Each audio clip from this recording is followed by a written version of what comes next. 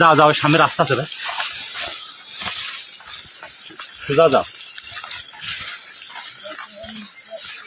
ভোর 5টার দিকে আইলো 6 জন মহিলা 2 জন পুরুষ নদীপথে সাঁতরি অবৈধ আসছিল।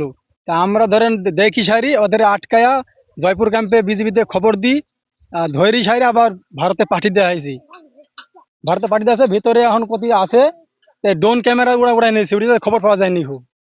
ভারত হনে মহিলা এবং কয়টা বেটা ছেলে নদী পার হয়ে বাংলাদেশ অবস্থান করছিল। তারপরে বিজেপিকে খবর দেওয়ার পর তারপরে ধরেন তাদের রিটার্ন আবার ভারতে রিটার্ন করা হয়। তারা ভারতের এখন ভিতরে যাই তারা বসে আছে।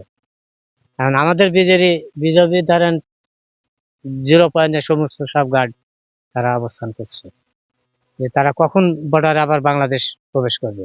এটা সকালবেলায়, সকাল সেই 6টা-5টার দিকে। আমি সকালবেলা ঘুম থেকে উঠে দেখছি যে আমার বাংলাদেশের 6-7টা মহিলা পুরুষ দিয়ে পার হয়ে আসছে।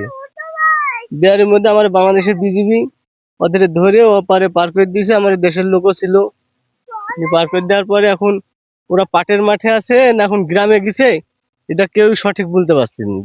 তারপর ড্রোন ক্যামেরা উড়ালো, ওড়াই দেখালো, তাতেও কোনো খুঁজে পাওয়ার মতন ইয়ে হয়নি। এখনো বাংলাদেশের বিজিবি ফ্ল্যাগ মিটিং এর লাগে জায়গায় বসছে, ওই জায়গাতে আছে টহল পার্টি অনেক, আরো ঘোরাঘুরি করছে।